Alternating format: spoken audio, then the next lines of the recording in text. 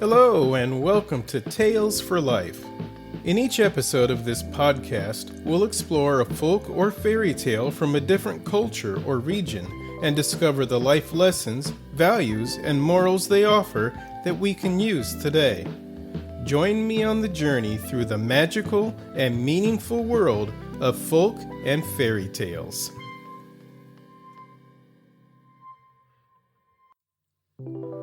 Hello, and thank you for taking a little time out of your day to be here for another episode of Tales for Life, the podcast that journeys through life one tale at a time. Whether this is your first episode or you're back for more, I'm glad you're here.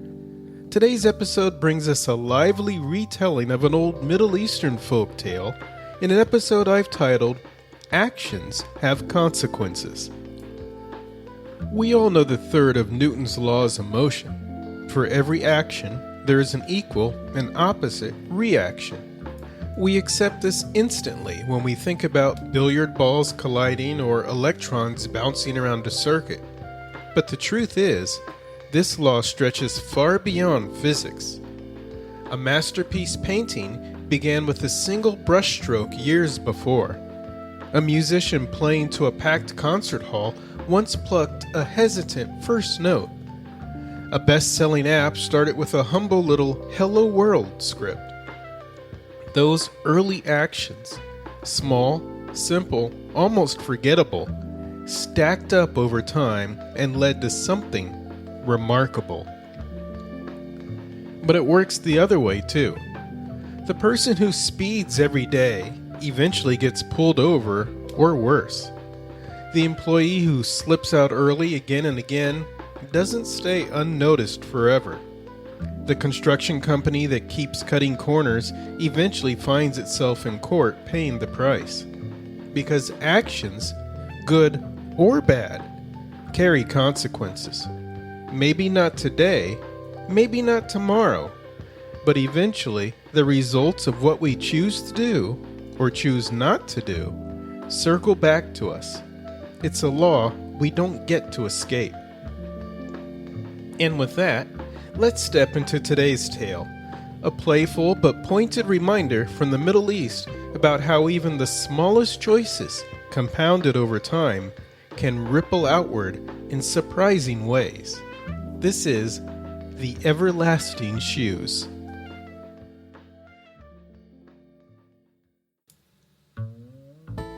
There was once a chemist in Cairo who was almost as famous for his wealth as he was for his meanness.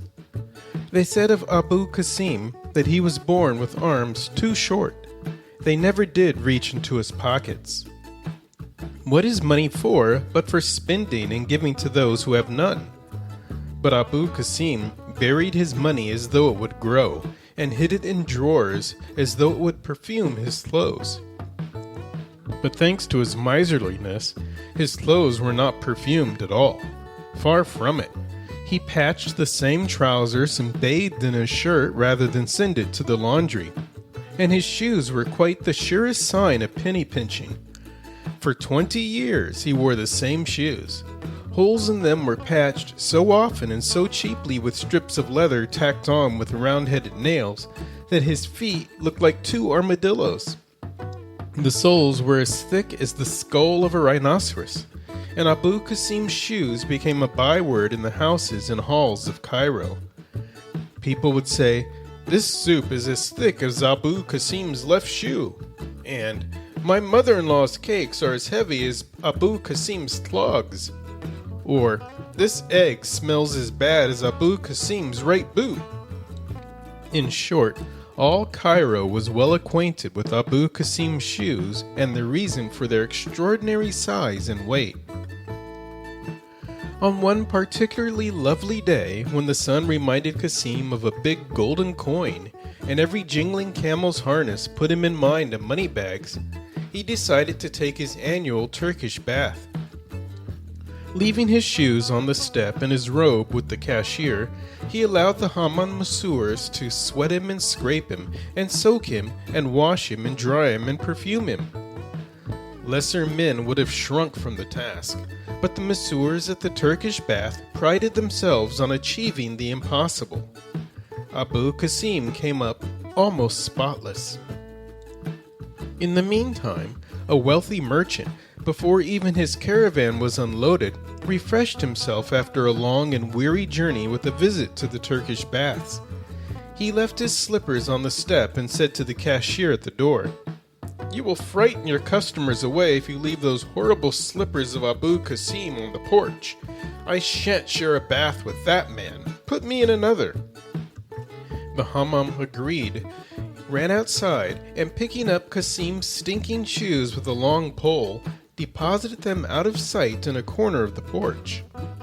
Consequently, Abu Kassim, on finishing his Turkish bath, came outside to find no shoes on the step, except the merchant's handsome silk slippers, soled with calfskin.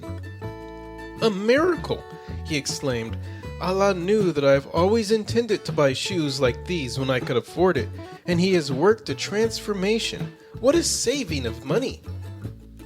They fitted exactly, and he pattered off home and surprised his cook, who could usually hear him clattering all the way up the street.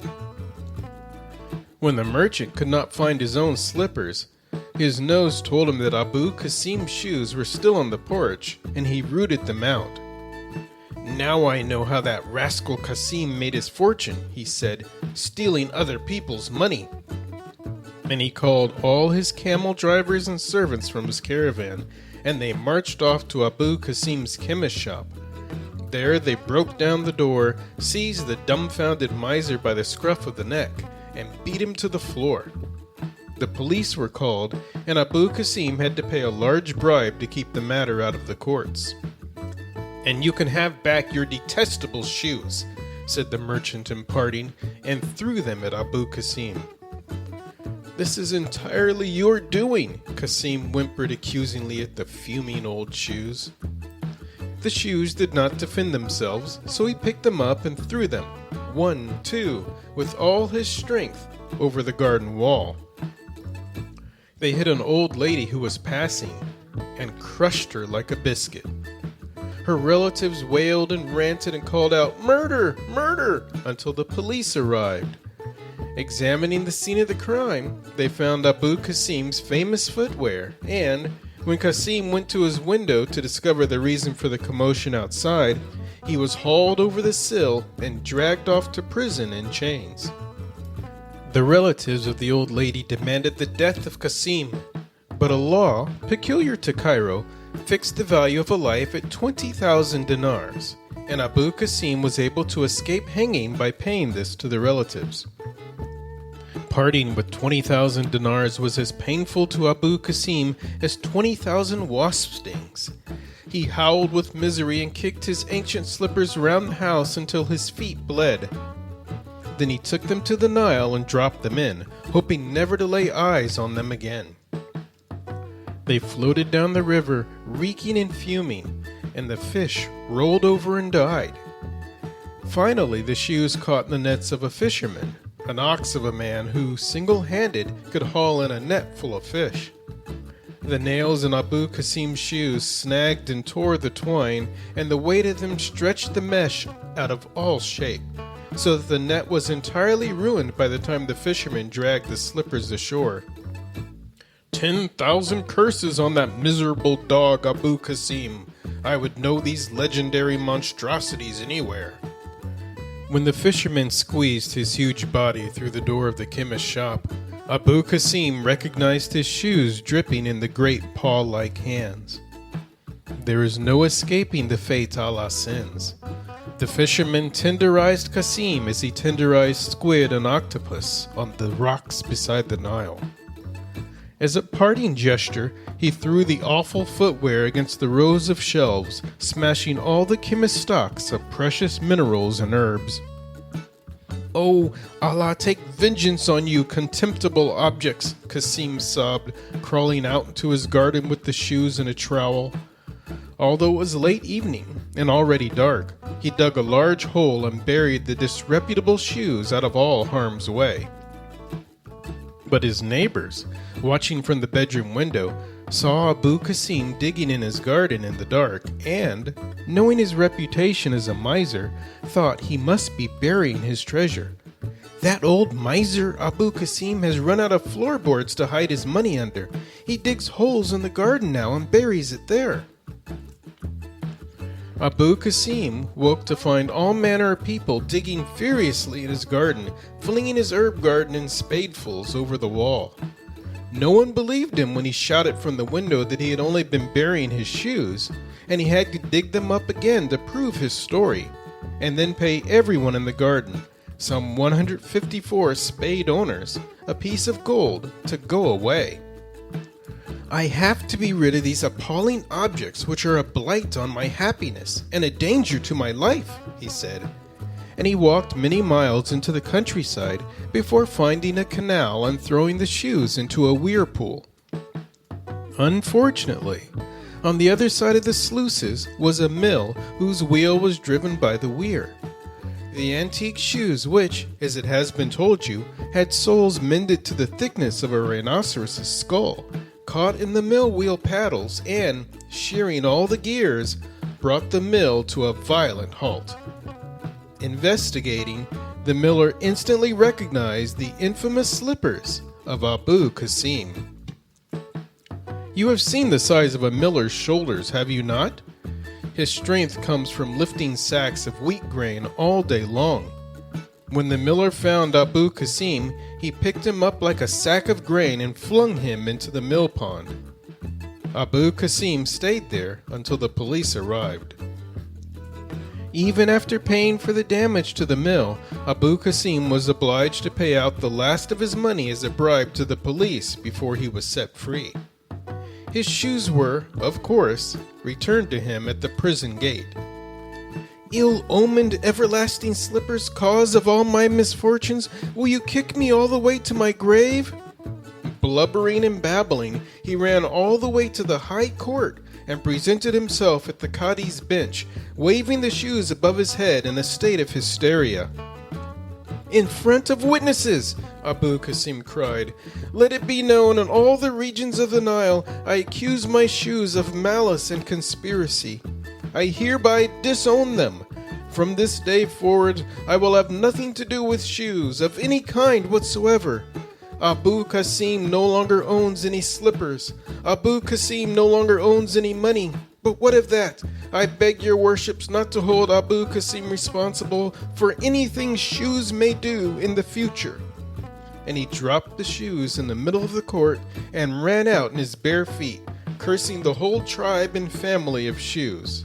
While behind him in the courtroom, the Qadi laughed so much that he fell off his judgment bench.